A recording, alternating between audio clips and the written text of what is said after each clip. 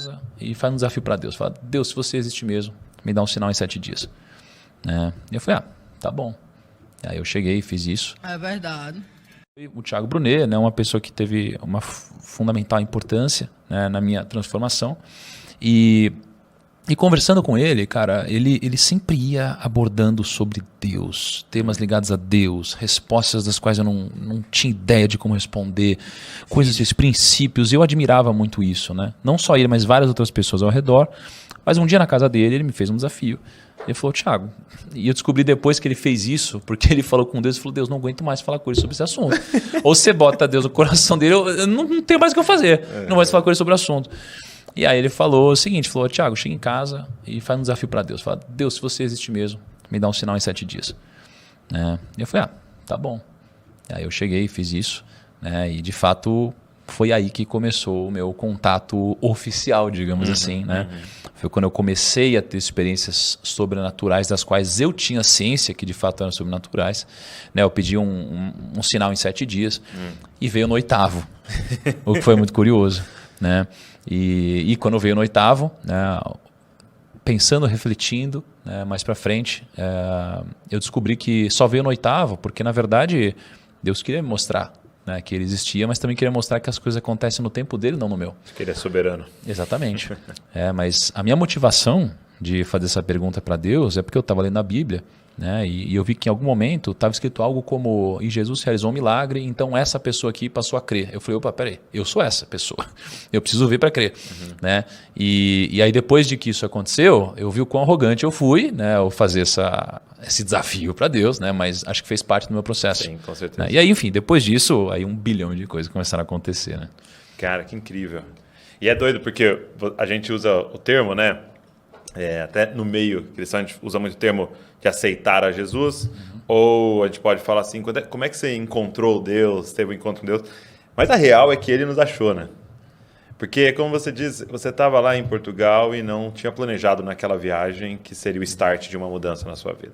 Você foi para um casamento e ele achou você, né? Ele tinha um plano, ele, entendeu? Seu amigo não ter ido, você ficado meio livre lá e o Thiago tá ao mesmo tempo. Então, é por isso que a gente fala tanto de tipo, é graça, né? Não tem como eu bater no peito e falar, sou top, achei Deus. Não. Ele nos achou, né? E o que começa a mudar, cara, assim, na sua vida? Assim, o que começa a ser alterado a partir dessa experiência com Deus e a partir de falar, cara, existe mesmo e eu preciso buscar isso aqui? Acho que a coisa mais forte que muda são as prioridades. Prioridades. Acho que a priorização das coisas, né? Então, poxa, depois que você descobre que isso existe, a prioridade não tem como não ser Deus, né? Não tem como não ser Deus. Então, isso é a minha prioridade. Então, sendo a minha prioridade, é a primeira coisa que eu faço quando eu acordo, não é? Então, quando eu tenho que decidir entre uma coisa ou outra, essa é a minha prioridade. Então, isso daqui começa a te dar um senso, né? De onde você vai colocar mais força, onde você vai começar o seu dia. Então, isso daqui foi uma das coisas que mais mudaram na minha vida. Tá? Uma outra coisa que que mudou bastante foi entender, né, que não existe a sua opinião e a minha opinião. Existe o que é certo e o que é errado. Uau. Eu posso acabar interpretando errado o que é o certo, okay. Mas o certo existe. Né? E acho que faz parte do processo de discernimento e evolução você chegar cada vez mais próximo do que é a verdade. Né? E ao entender que isso existe para mim, eu passo a levar muito das coisas que eu leio, especialmente na Bíblia, ao pé da letra. Né? Obviamente com muita reflexão sobre, né? Lógico, interpretando o texto. Interpretação, contextualização das coisas também, mas eu começo a entender que existe uma verdade. Né? E se existe uma verdade, existe o errado. Existe o certo e existe o errado. E se existe o errado e agora eu tenho consciência do que é o errado, eu tenho uma carga diferente quando eu erro. Muito bom. Né? Então o meu peso sobre o erro também mudou. Né? Então acho que isso aqui foi uma coisa que mudou drasticamente. Uma outra coisa que mudou drasticamente foi um pouco de como eu lido com esse novo Thiago. Né? Como eu lido com esse novo Thiago? Porque o novo Thiago é um Thiago que ele não anda mais sozinho. Né? E eu preciso tomar muito cuidado com o antigo Thiago e o novo Thiago. Né? O antigo Thiago, assim, imagina que foram muitos anos vivendo, vai chegar até aqui e existe uma carga de coisas que foram sendo colocadas na emoção do Thiago, que geram desejos no Thiago, que fazem o Thiago pensar de formas diferentes. Então, muito disso são coisas que eu preciso abandonar. Tá? Então, quando eu fui batizado, né, no Rio Jordão, inclusive, foi bem bacana a experiência, eu me separei do antigo Thiago. Né? Então, ao eu ter esse novo Thiago, cara, isso aqui é inclusive quase como que, do jeito que eu enxergo, quase que uma nova oportunidade.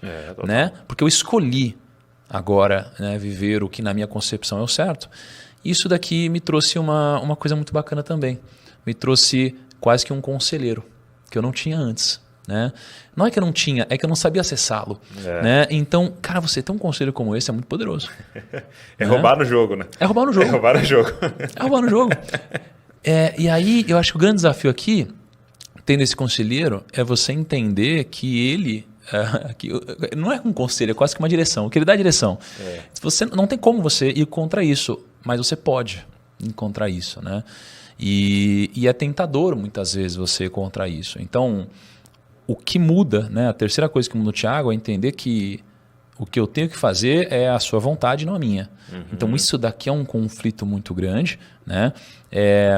Por muitas vezes querer ouvir claramente o que é esse caminho, qual é a sua vontade, né? Não confundir a sua vontade com a minha vontade. Então eu acho que essa seria a terceira coisa que muda, tá? Acho que uma quarta coisa que muda, refletindo aqui, eu acho que é um pouco do seu ambiente. Porque quando você... Estou imaginando que as pessoas devem passar por coisas semelhantes. Quando você começa a viver dessa nova forma, pessoas são arrancadas da sua vida e pessoas são colocadas. Né? E muitas vezes pessoas são arrancadas que eram muito importantes para você. Né? Mas, de novo, você não tem a capacidade de entender o porquê as coisas estão acontecendo hoje. Então só te resta ter fé de que tem algum motivo para isso estar acontecendo. Tá? Então, acho que teriam outras, mas talvez essas sejam as principais.